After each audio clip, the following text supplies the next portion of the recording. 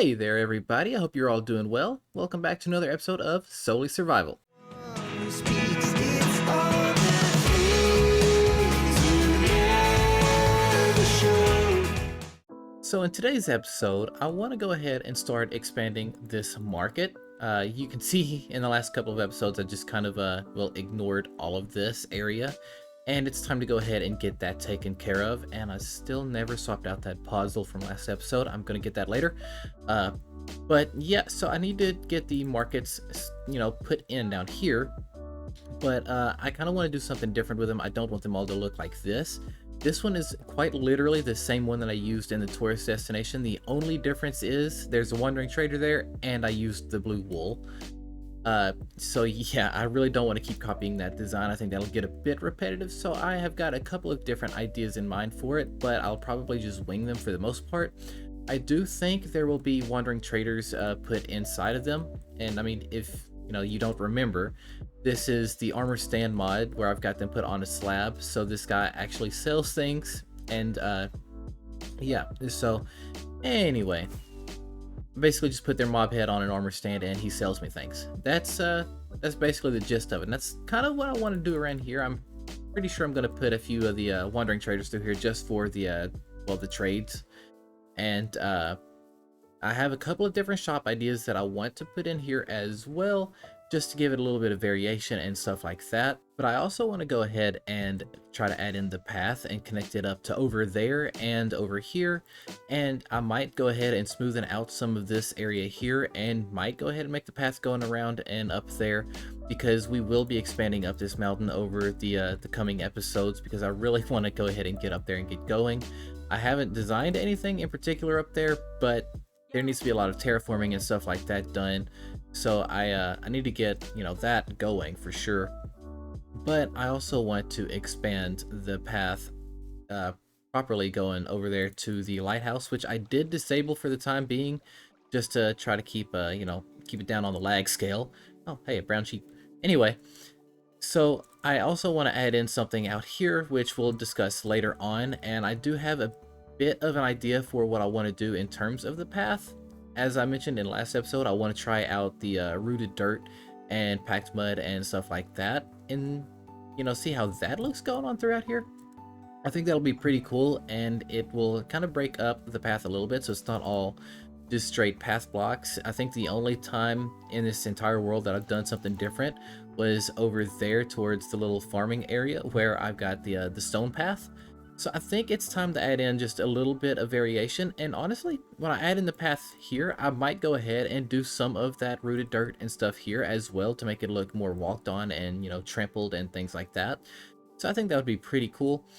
But I need to go ahead and go get the resources together so I can get the market stalls started, and I will see you guys here in a minute. All right, so I have gotten all the resources together to go ahead and get started on this market area, and well, at least enough to get started. I don't think I'll have enough to actually finish. I might have to stop midway through and go get resources, but that's fine.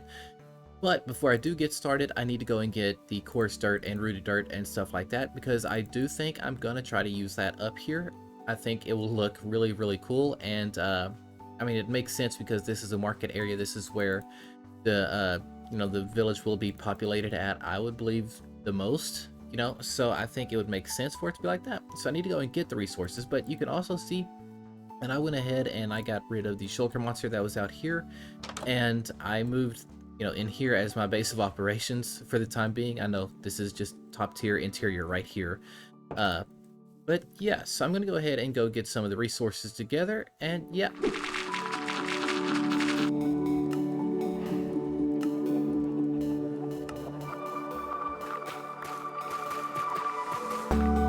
Alright, so I've gotten the resources together and everything, and I've got them all tucked away in here. You can see I got a bunch of rooted dirt, and I got just a bunch of regular dirt, coarse dirt, and a little bit of packed mud. I don't plan on being too heavy with this, but if I need more, I do have more somewhere.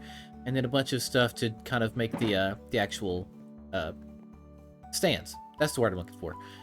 But I'm sure that I'm going to end up needing more of those resources anyway, so that'll just be something that I go back for later on. I'm just going to kind of go ahead and start planning out where I want everything to go and start trying to get everything in place. I'm not going to do this one in the form of your average time lapse that you see on this channel. I'm just going to kind of just start throwing things together and seeing how it goes.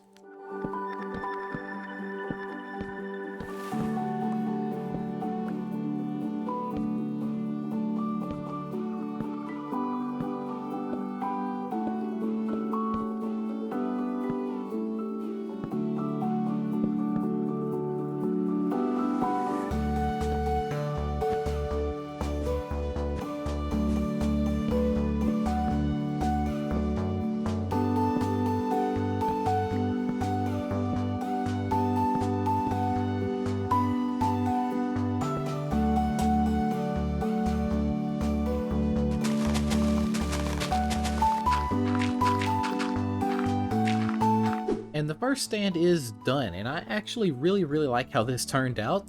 You know, I added in 2 of these wandering traders here, which trades, you know, a wide variety of things, which I can find myself using at some point. I really love these micro blocks. I haven't used them enough, in my opinion, so I really want to try to experiment more with them. So, yeah, I think that's kind of a good thing of adding these guys out here, and, yeah, I basically made this one kind of into like a little flower shop, almost, or that's what I disguised it as. I mean, we see what I'm using it for, but I really love how this looks. I even added in the coarse dirt and the rooted dirt and stuff inside of there as well to kind of make it look all, you know, lived in almost. And yes, I'm gonna add in, I think 2 or 3 more of them around in here, not exactly like this. There'll probably be one that looks something like this, and there will be, you know, a couple of different variants. So we will see what happens, but I wasn't going to extend all of this stuff out into the path just yet. I really want to get the other stalls in first, and then I'll go to adding the coarse dirt and the rooted dirt and the packed mud all around. I think that would make my job a little bit easier in terms of pathing and stuff like that. So yeah, now I just got to get to work on getting the other stalls put in.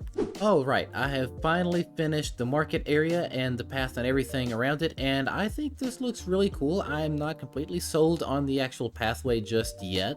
I'm just gonna kind of you know, sleep on it and see what happens. But yeah, so I added in the coarse dirt, the packed mud, the path blocks, and the rooted dirt, and I think this looks really cool. It makes it look more rugged and beaten down. It makes it look like people actively come here and buy stuff and hang out and all of that, and it just makes it look very lived in, and that's something that I really like about this area. And yeah, the only downside I'm seeing is it's a whole lot of brown with all the brown builds. So that might be, you know, something that I changed. This all might end up coming back up for the normal grass. I don't know. You guys let me know in the comments below if you like it. Or if you have any tips on what I could do better with it, you know, be sure to let me know. But yeah, so I'm going to go ahead and walk you through the actual market area now. So I have got the flower shop here. I've got these 2 little stalls like this, pretty much right here in the center. And I don't really know what they're supposed to be representing, to be completely honest with you. I just feel like they needed to kind of be there to take up some space. And then I've got the fisher guy here. I have also got a food guy here, and I've also got a toolsmith and a weaponsmith and a toolsmith. And that's basically all I've got out here. Now, I know you're seeing just a bunch of wandering traders. I did try to use the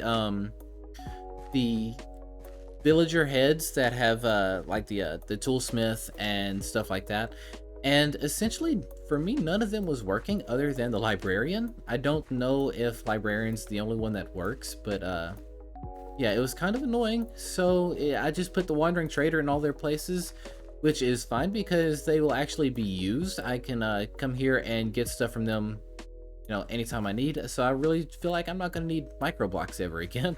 That's for sure. But all in all, I am really liking this area, and from above I think it looks really cool. So yeah, I'm quite happy with it. So there's one other thing that I want to work on today, and that is kind of terraforming a little bit out here. I am not planning on terraforming as much as I did in last episode. I need a break from that. So I am going to terraform just a little bit around this area right here, and I think it's time to add in a little bit of a sawmill around here. I think I think that would be really, really cool. And I want to try my hand at making an automatic log farm. And yeah, that's mainly because I keep having to go and farm a bunch of spruce and dark oak and stuff like that for these builds. And really, I'm just so sick of having to go and deforest areas, or plant them all down here and then tear them all back up, and stuff like that. And I think it's time to automate that.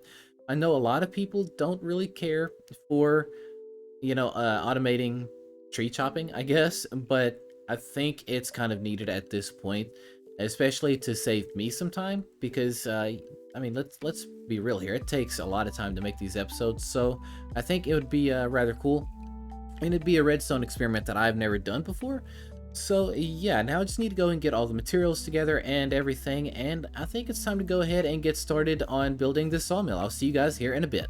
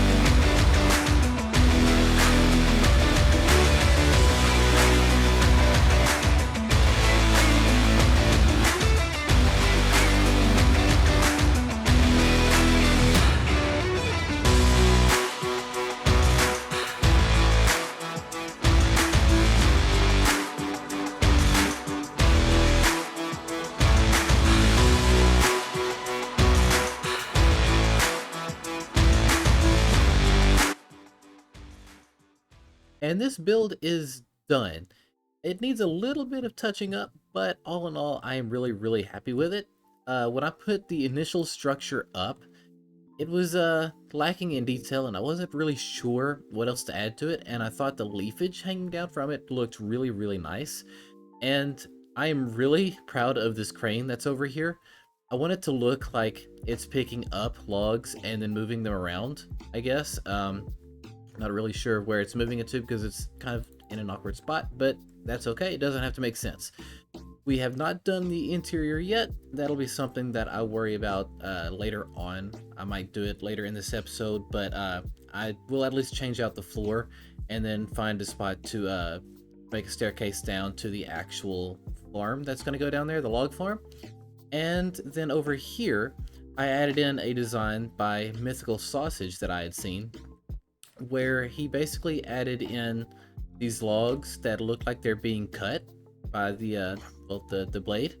And I really just kept it simple. I used pretty much the same design he used with it, with the iron bars and the stone brick and stuff like that. And just in this circular motion like this, it looks like it's actually cutting the logs, which I think is really, really cool. And yeah, all in all, I'm really, really happy with this place. I think it's coming along really nicely. And honestly, I think without this extra stuff out here, like the piles of logs and the crane, this build itself would just be way too bland. So I am really, really happy with it. I thought about doing more of the same pathing I did up there at the market area around here. I feel like it would make sense because this is an industrial type area. But I got a little lazy and I didn't feel like doing all that work right now. So that'll be something that I can work on later. I might just keep this normal path out here for the time being. We'll see what happens. But yeah, so I'm going to go ahead and start getting the floor put in and start making the ladder go down and get ready to actually make this log farm. So I will see you guys here in a bit. Alright, so I've got the floor put in here, and I went ahead and hollowed out a little room down here. I say a little room. But yeah, I went ahead and hollowed this entire area out because I've got a feeling I'm going to need most of it. So yeah, I've got to go and get all the redstone stuff and go ahead and get to placing it, and you know, following the tutorial that I'm using, which will be linked in the video description below, because I've never built one of these before. And while I'm sure I could figure out how to make one, I don't really plan on spending that long trying to you know, figure that out, because I'm not the most efficient redstoner in the world. So yeah, I am gonna go and get all the redstone stuff, and I'm gonna get to you know, making this this farm. So, all right, this farm is finally done. It has been a massive pain in my butt, and I am really happy to have it finally done. But you can see that I kind of had to do something different here with the entranceway. I forgot to put the stairs up to kind of round it off a little bit. Grab those. But yeah, so I had to do something a little different with the entrance, and that's basically just me, well, hiding this monstrosity. When I was putting this together, I didn't realize that I needed this much space for it. So yeah, this was not the original intent at all, and I'm not really happy with it being right here, but you know, it is what it is, and I'm not redoing this farm at this point. So I put this here to kind of hide all of this, and yeah, so if we go down here, we will see the actual chamber for it. And yeah, so basically how it works is we'll go around the corner, we'll flick a lever, and it'll start dispensing a bunch of bone meal into here where we're placing the saplings, and it will automatically grow it up, and it will dupe the TNT up there and drop it down here to blow this up. And when it blows this up, all the drops go right down here into this chest, which I forgot to clear out. And the spruce logs is proof that this was working. So yeah, I need to grab some more of those saplings real quick. All right, I had to go and grab the saplings because I misplaced them somewhere. So you see, if we flick this lever back here, it starts running, and you can eventually hear the TNT start dropping. Yeah, right here. You'll see it drops and it explodes here, and that's essentially how it works. It just keeps dropping and it blows up the trees as they grow. And basically once, oh, if I place it right, yeah, there we go. Yeah, once they get blown up, the drops go into a chest all the way over there in the far corner. And yeah, it basically just leaves the drops in there. Let me turn this noisy thing off real quick. Alright, now it's off, and you can see, ow, you can see that the drops have accumulated in here, and that's basically all there is to it. I say that as if I didn't just spend the last 2 hours, well, 2 or 3 hours yelling at my computer because I couldn't get things to work right. Yeah, this whole thing was just an absolute pain. I'm beginning to think this might not have been worth it, but we're gonna try it out anyway. I think in the long run it'll prove itself to be useful. So yeah, I think we're done here.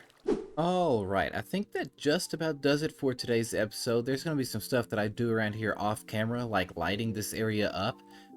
Whenever I built this area up here, I didn't have any of this in place yet, and a creeper wandered in and blew up a bunch of my progress that was made in that room, and that was just absolutely devastating.